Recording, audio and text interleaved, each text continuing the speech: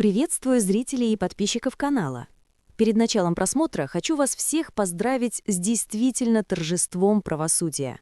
Сегодня Верховный суд рассмотрел жалобу по иску Ларисы Долиной к Полине Лурье и вынес законное и справедливое решение. Верховный суд признал право собственности Полины Лурье на квартиру, купленную у певицы Ларисы Долиной в августе 2024 года. Соответствующее решение было оглашено на заседании 16 декабря.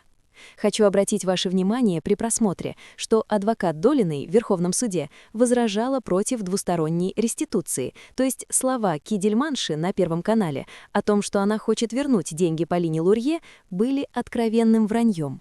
Ну и, конечно, в конце видео обратите внимание на радостные и трогательные объятия Полины и ее адвоката. Решается резолютивная часть кассационного определения. Город Москва, 16 декабря 2025 года.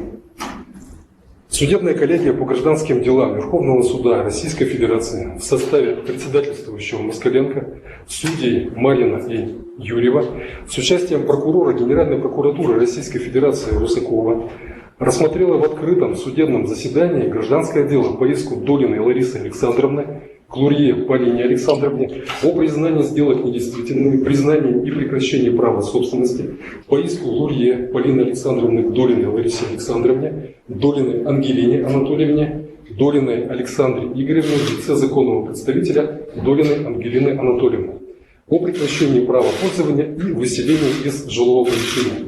По кассационной жалобе представителя Лурье Полины Александровны Свириденко Светланы Александровны на решение Хамовнического районного суда города Москвы от 28 марта 2025 года апелляционное определение судебной коллегии по гражданским делам Московского городского суда от 8 сентября 2025 года и определение судебной коллегии по гражданским делам Второго кассационного суда общей юрисдикции от 27 ноября 2025 года.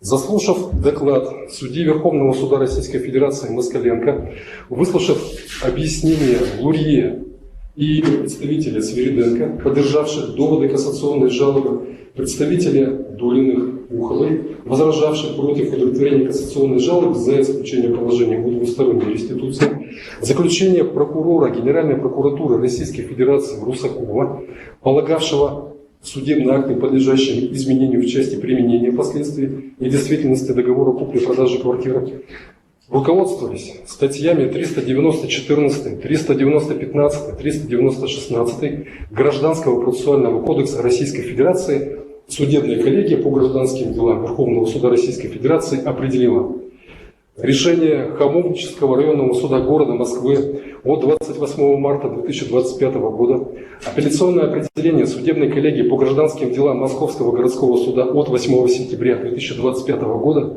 и определение судебной коллегии по гражданским делам Второго кассационного суда общей юрисдикции от 27 ноября 2025 года отменить, принять по делу в части исковых требований Долиной Ларисы Александровны к Лурье Полине Александровне о признании предварительного договора купли-продажи недвижимого имущества от 24 мая 2024 года и договора купли-продажи квартиры от 20 июня 2024 года недействительными, прекращении и признании права собственности.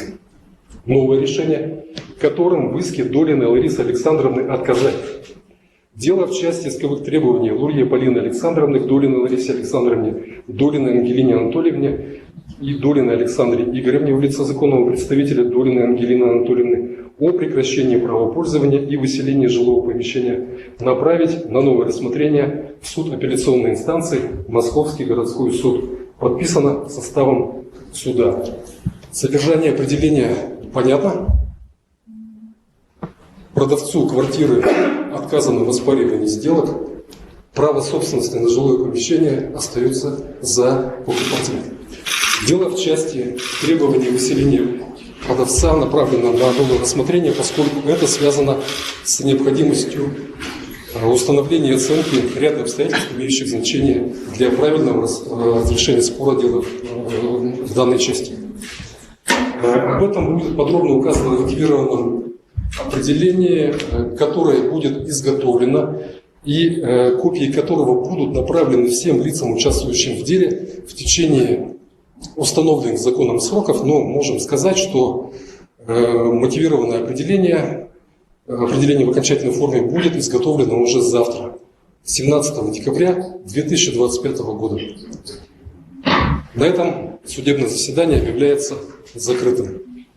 Всем спасибо. Спасибо.